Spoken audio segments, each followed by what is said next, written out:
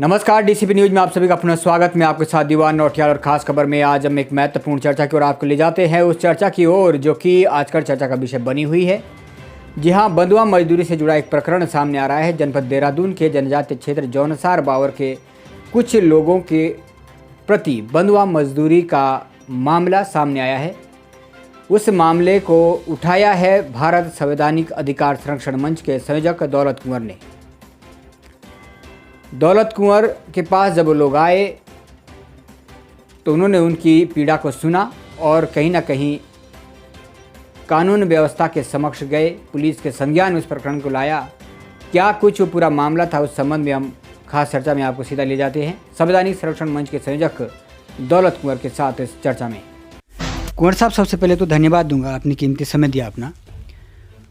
और क्योंकि बंधुआ मजदूरी प्रकरण आपने उठाया है,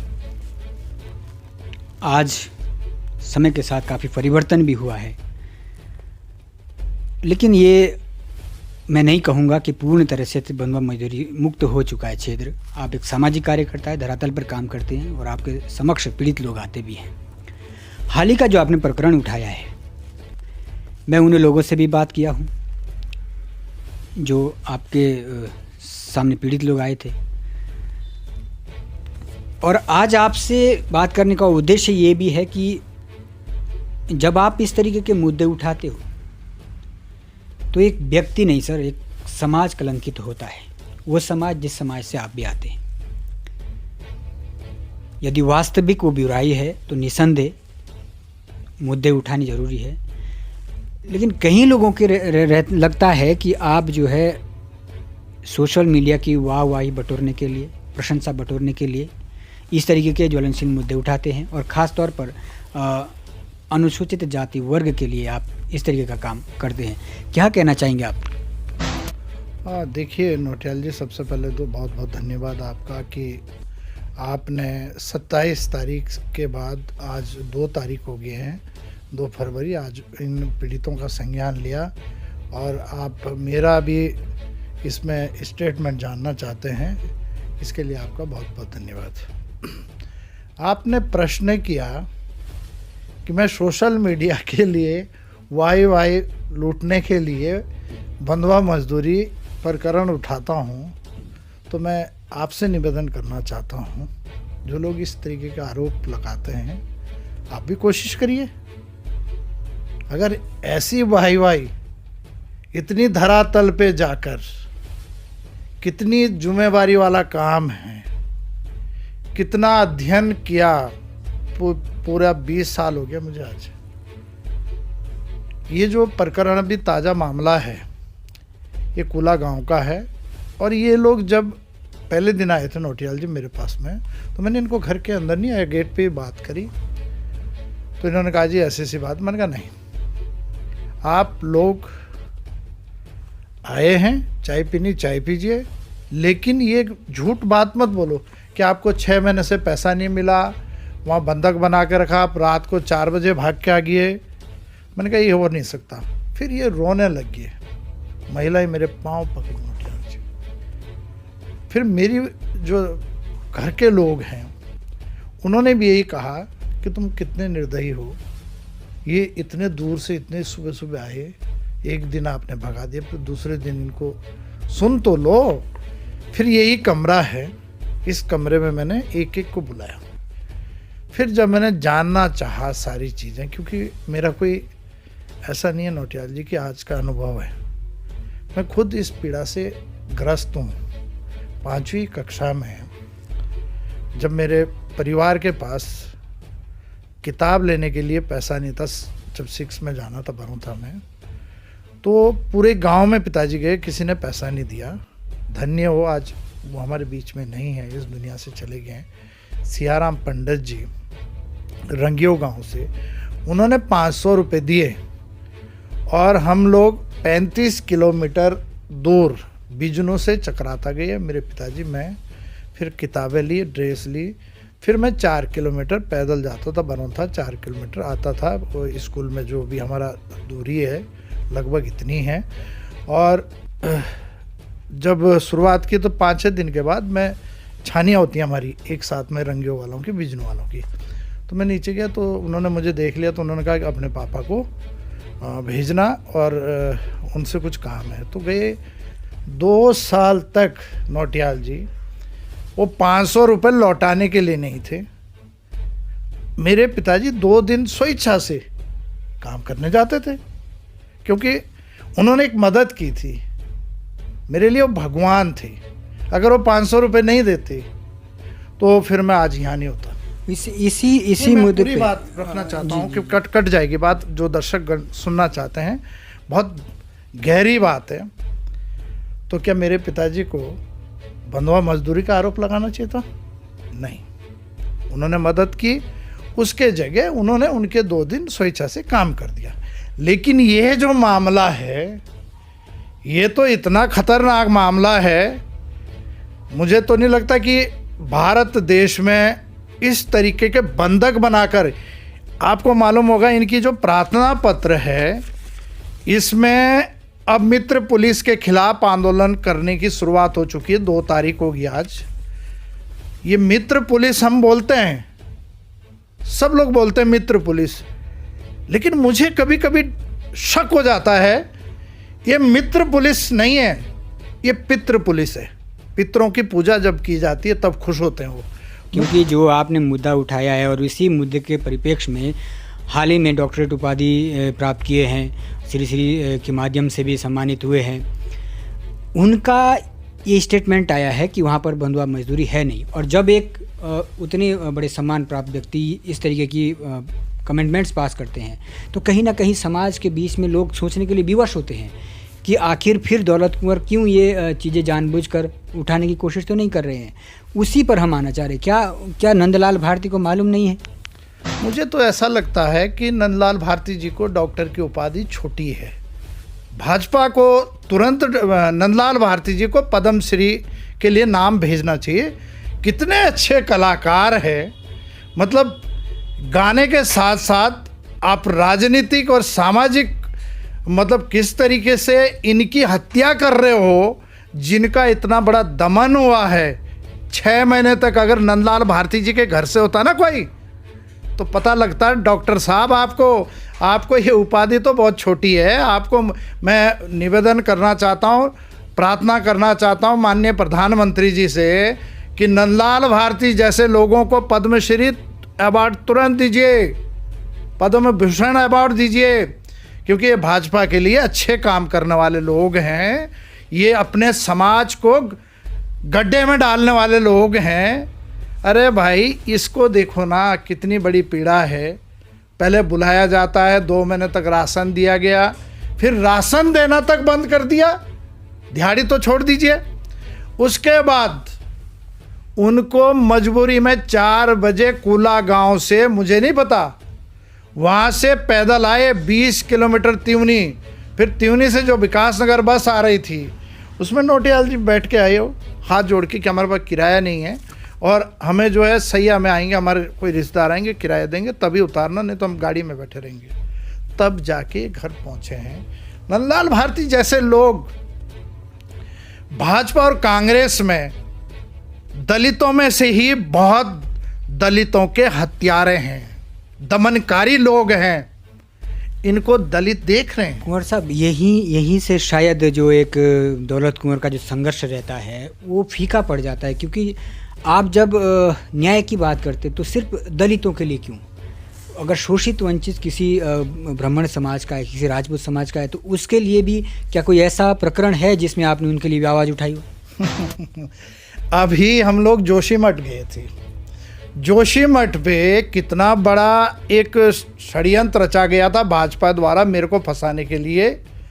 मैं किस तरीके से खून के आंसू वहाँ रोके, अपने गुस्सा कितना आया। जैसे हम वहाँ पहुँचते हैं होटल में, दलितों के 4-5 लड़के रात को भेज दिए जाते मेरे पास और कहते हैं कि बस हम आप ही का इंतज़ार कर रहे थे नेताजी। हमको तो ये कहा गया, एक पंचायती कोई मंदिर है वहाँ पर, सत्यनारायण मंदिर है, वहाँ एक महिला को अवतरित हुई है, देवी आई कोई उस पर, और हमारी महिलाएं बच्चे सब आंगन में बुला दिए गए थे।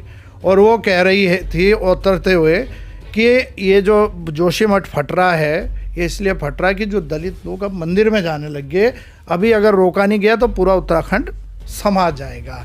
ये हिंदू धर्म में मैं बधाई देना चाहता हूँ भाजपा के सपनों को।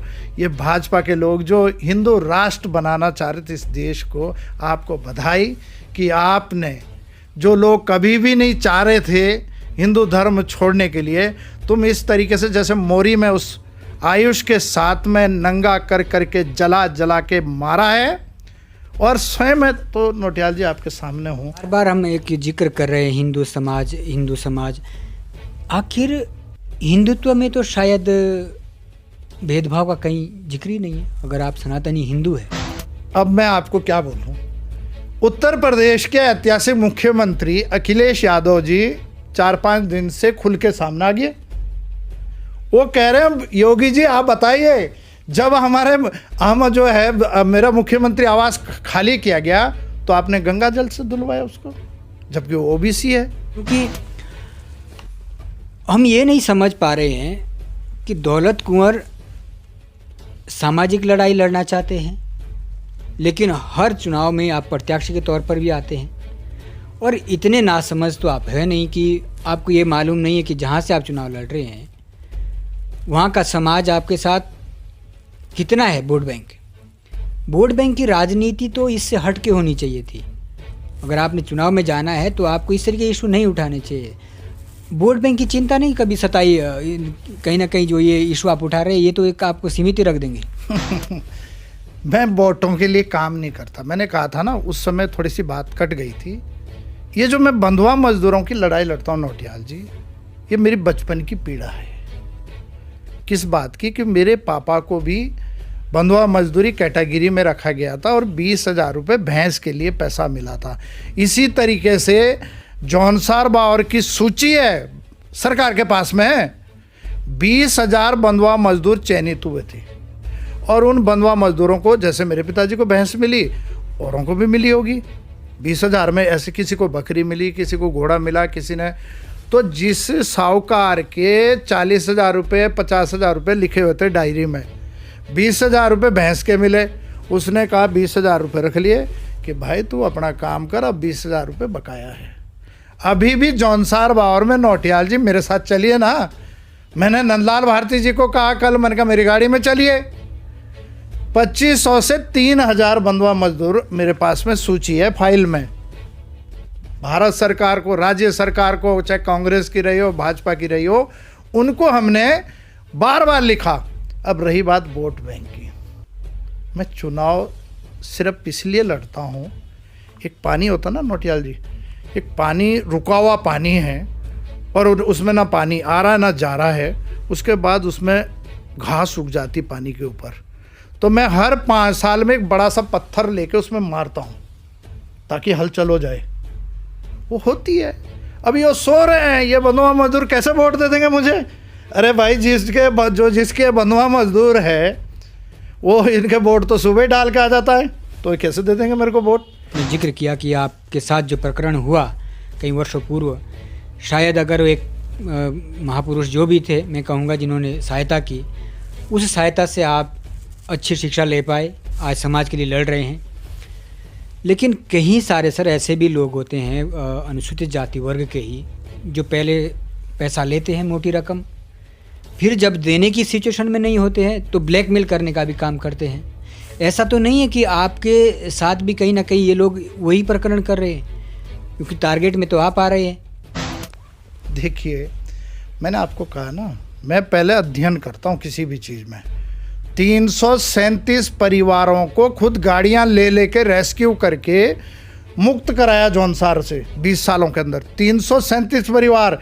और उनका ये जो सरकार है ना, जो भारत सरकार से भी इनका पुनर्वास के लिए पैसा मिलता है, 1 रुपये नहीं मिला। मैंने विकास नगर, शेलाकुई, देहरादून में हाथ जोड़ जोड़ कर लोगों के कोठियों में, लोगों की दुकानों में उनको रखवाया।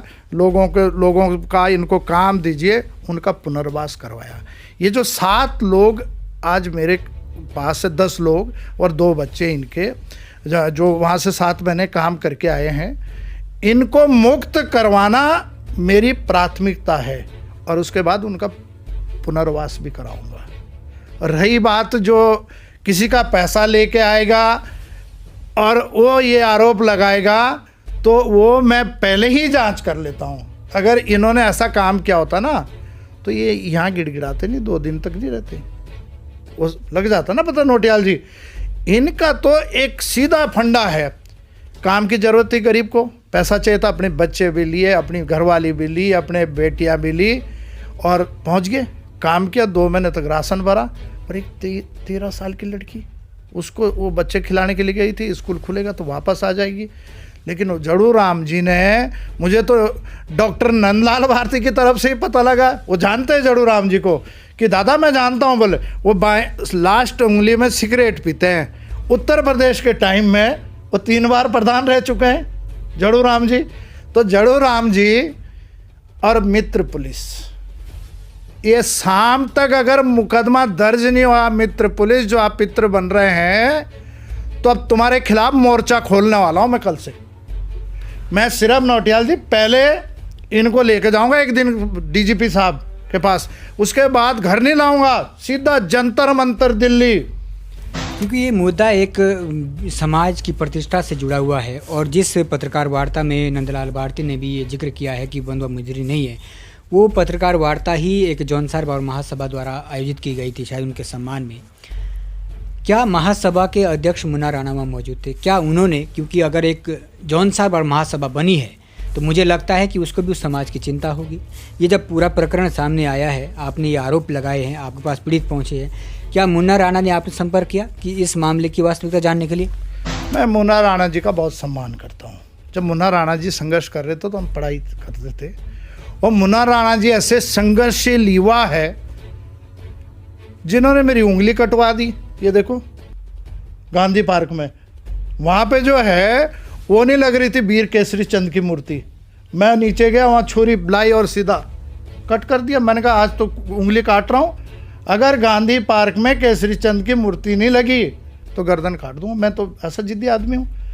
मुन्ना राणा के नाम से एक ऐसा आदमी है, केवल राणा और चौहान का फर्क हो गया, उनके संघर्षों से विधायक बन गए।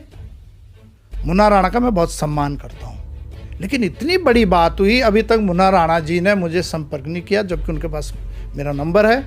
मुझे दुख है।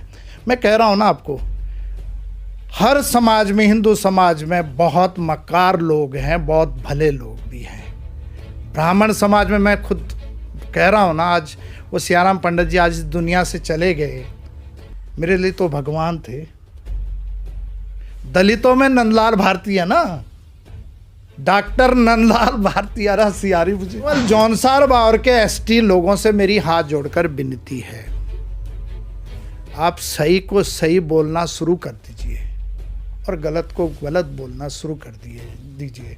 और जो को भवन में चले गए हैं, विशेष करके जो राजा बनते हैं जौनसार से, मेरे बड़े भाई प्रीतम सिंह जी, और दूसरे जो है जिनके अम्बानी परिवार से संबंध है, बड़े भाई रामचंद्र नौटियाल जी और बहन मधु चौहान जी, आप ऐसे मुद्दों पर कहाँ खो जाते हैं? आप भी तो आए ना इनसे मिलने के लिए, इनकी पीड़ा साझा करिए। इन्हीं के वोटों से तो आप बनते 38,000 वोट है अनुसूचित जाति के जौनसार बावर में, और आप कहीं को भवन में चले गए, प्रमुख चक्राता भी और प्रमुख कालसी भी। तो सर ये तो चीज़ें बिल्कुल क्लियर है कि जनजाति का अगर लाभ ले रहे हो और अनुसूचित जाति का शोषण कर रहे हो, तो इतिहास में बहुत जल्दी सुप्रीम कोर्ट से झटका मिलने वाला चक्राता को, बहुत तकड़ा झटका। मुन्ना सिंह, प्रीतम सिंह जी, जो 10,000 के जगह 5,000 रुपये आपकी फीस लगती है जब आप नामांकन करने जाते हैं। किस लिए? क्योंकि आप शेड्यूल ट्राइब हो। क्या गुण है तुम्हारे अंदर शेड्यूल ट्राइब के? बाबा साहब अम्बेडकर जी ने SC ST को, नौटियाल जी, एक ही कैटेगरी में रखा गया ना। क्या आप अभी भी वही व्यवस्था 5,000 साल पुरानी व्यवस्था लागू करोगे जौनसार में? इस बेटे के साथ में पूरे देश के लोग हैं। सुप्रीम कोर्ट में लगभग 12 वकील हैं, सीनियर वकील, और 6 राज्यों के 2 तो मुख्य न्यायाधीश तक रहे हैं, वो हमारे साथ जुड़े हुए हैं। 16 राज्यों में मेरे कार्यकर्ता हैं। तमाम सारा जिक्र आप कर रहे हैं, बड़े बड़े लोग आपसे जुड़े हुए हैं, लेकिन एक कड़वी सच्चाई ये भी है, जिस समाज के लिए आप लड़ रहे हो, मुझे नहीं लगता कि दौलत कुंवर को आज इस हद तक बेरोजगारी है कि उन्हें इस सामाजिक सेवा के रोजगार के लिए करना पड़ रहा है, लेकिन फिर भी आप लड़ रहे हो एक अच्छी एजुकेशन के बाद। उस समाज के ही लोग आपके साथ खड़े नहीं होते हैं, तब कहीं ना कहीं समाज में प्रश्न चिन्ह उठता है कि आखिर कुछ ना कुछ तो दौलत कुंवर में बुराई है जो उसका समाज ही उसके साथ खड़ा नहीं है। गलत। बुराई उनको है जो कांग्रेस बीजेपी के एजेंट है। दलितों के भी तो एजेंट है, जिनको दलाल बोलता हूँ मैं, दलाल। वो दलितों के ठेकेदार है, वो कैसे जुड़ जाएंगे मेरे साथ में? जो बीजेपी का ठेकेदार है, एजेंट है, दलाल है, वो मेरे साथ कैसे जुड़ जाएगा दलित? और जो कांग्रेस का दलाल है वो मेरे साथ कैसे जुड़ जाएगा दलित? इसलिए मेरे साथ अगर कोई है तो गांव का भोला भाला व्यक्ति है, उनकी कोई गिनती है नहीं। और रही बात वोटों की, तो वोटों के लिए मैंने पहले ही बोल दिया, वोटों के लिए मैं राजनीति करता नहीं। ये तो बाबा साहब ने कहा था ना, सत्ता पर अपना अधिकार करो। और अभी तो मैं युवा हूँ नौटियाल जी, 45 साल का, अभी तो चल रहा है। मेरी जो आलोचना करते हैं मैं कभी बुरा नहीं मानता, मुझे सीखने के लिए मिलता उससे। जो मेरे आलोचक हुई, उन्होंने तो मुझे आगे बढ़ाया। मेरे पे अगर जौनसार बावर में पत्थरों की वर्षा नहीं करते तो मेरे जैसे गरीब किसान के बेटे को आज देश में लोग जानते नहीं, जानते ना। निसंदेह तमाम सारा जिक्र, और हम इस बात से इनकार नहीं कर सकते कि जो व्यक्ति राजनीति करना चाहे,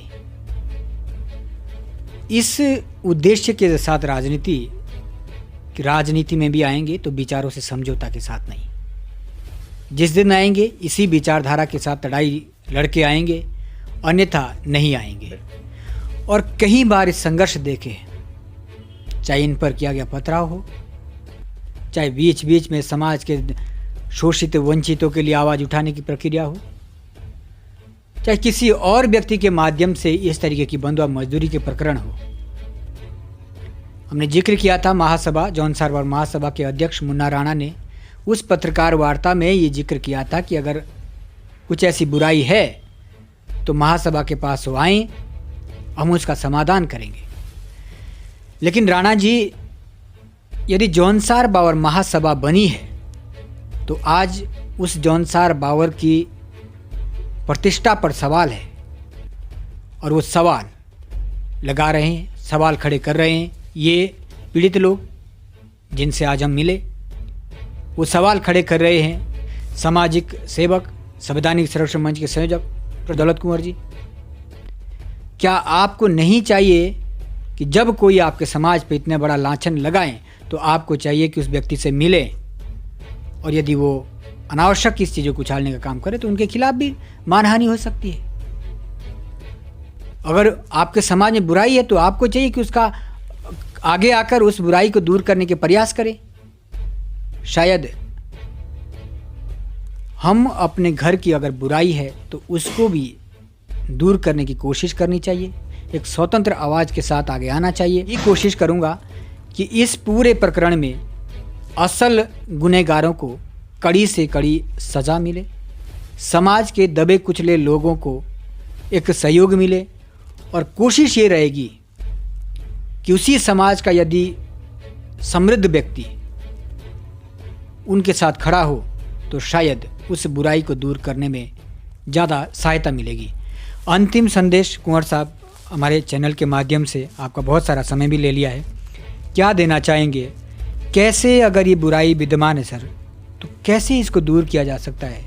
कैसे उन लोगों को समझाया जा सकता है जो ये सोच रहे हैं कि आप सिर्फ और सिर्फ अपनी प्रशंसा के लिए इस तरीके के प्रकरण उठा दें?